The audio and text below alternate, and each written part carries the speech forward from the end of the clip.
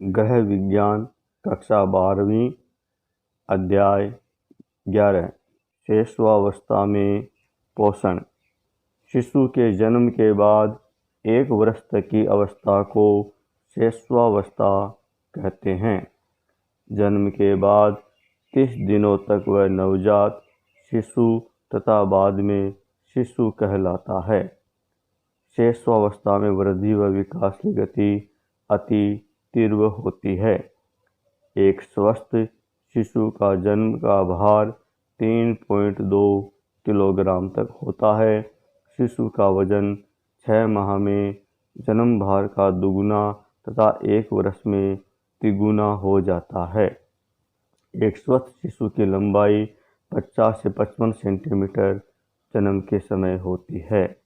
जन्म के समय शिशु के शरीर में पानी की मात्रा 75% तथा 12.15% वसा पाई जाती है। 1 वर्ष के अंत तक शिशु की मांसपेशियों का विकास हो जाता है। शैशवावस्था में मस्तिष्क का विकास 90% तक पूर्ण हो जाता है। नवजात की हृदय गति 120 से 140 प्रति मिनट होती है।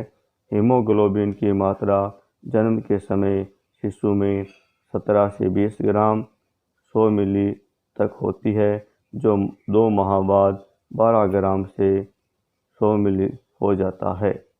नवजात का उत्सर्जन तंत्र तथा वृक्क अपरिपक्व होते हैं, परंतु शैशवावस्था खत्म होते होते शिशु के वृक्क वयस्कों की तरह कार्य करने लगते हैं। शैशवावस्था में पोषण स्तर 3 कारकों से प्रभावित होता है। गर्भावस्था एवं धात्री अवस्था के दौरान माता का पोषण स्तर, स्तनपान या ऊपरी दूध व भोजन की पर्याप्तता, माता पिता से प्राप्त जन्मजात विशेषताएं।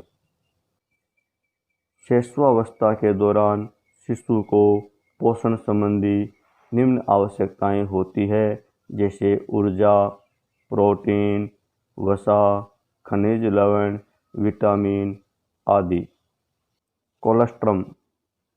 शिशु जन्म के तुरंत बाद मां के स्तनों का प्रथम स्रवण हल्के पीले रंग का गाढ़ा क्षारीय तरल होता है, जिसमें भरपूर प्रोटीन तथा प्रतिरक्षी पदार्थ होते हैं।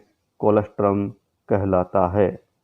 माता का दूध शिशु के लिए अमृत के समान होता है। शिशु के लिए पूरक आहार फलों का रस, दाल का पानी, दूध आदि से प्रारंभ कर धीरे धीरे अर्ध ठोस पदार्थ देने चाहिए। 6 महीने बाद शिशु को ऊपरी आहार देना चाहिए। शिशु को पूरक आहार देते समय ध्यान देने योग्य बातें: स्तनपान से पूर्व पूरक आहार दे। आरंभ में तरल पदार्थ दे।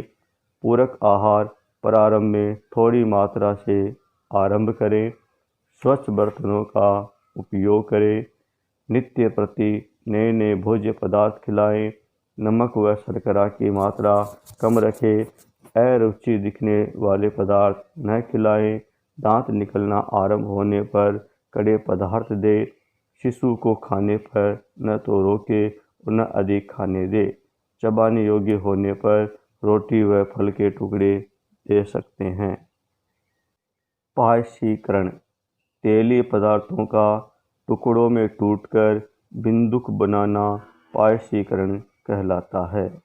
फार्मूला दूध। बाजार में उपलब्ध डिब्बाबंद सूखा पाउडर, जिसमें विभिन्न पोषक तत्व निश्चित मात्रा में होते हैं, फार्मूला दूध कहलाता है। माँ का दूध सर्वोत्तम आहार क्यों है? माँ का दूध शिशु के लिए अमृत समान होता है। ये प्रकृति द्वारा शिशु के लिए अद्भुत उपहार है। इसलिए नवजात शिशु के लिए जितना लाभदायक और पौष्टिक माँ का दूध होता है, अन्य और कोई वस्तु नहीं होती है। शिशु के लिए सबसे उत्तम आहार माँ का दूध होता है। शिशु के विकास एवं बुद्धि की वृद्धि के लिए ये सर्वोत्तम होता है। माता के दूध में सभी पौष्टिक तत्व जैसे कार्बोज, वसा, प्रोटीन, जल, खनिज लवण तथा विटामिन पाए जाते हैं, जो शिशु की वृद्धि एवं विकास के लिए आवश्यक होते हैं। नवजात शिशु के पाचन अंग अपरिपक्व होते हैं, लेकिन वे माता का दूध सुगमता से पचा लेते हैं। आरंभ में माता का दूध पतला होता है, लेकिन शिशु के पाचन अंगों में शक्ति आने के साथ साथ माँ का दूध गाढ़ा होता जाता है तथा शिशु की आवश्यकता अनुसार दूध में वृद्धि भी होती है। माता के दूध में कार्बोहाइड्रेट्स लैक्टोज के रूप में होता है, जिसका अवशोषण सरलता से होता है एवं शिशु के लिए अत्यंत उपयोगी भी होता है। अतः मानव शिशु के लिए माँ का दूध ही सर्वोत्तम आहार है।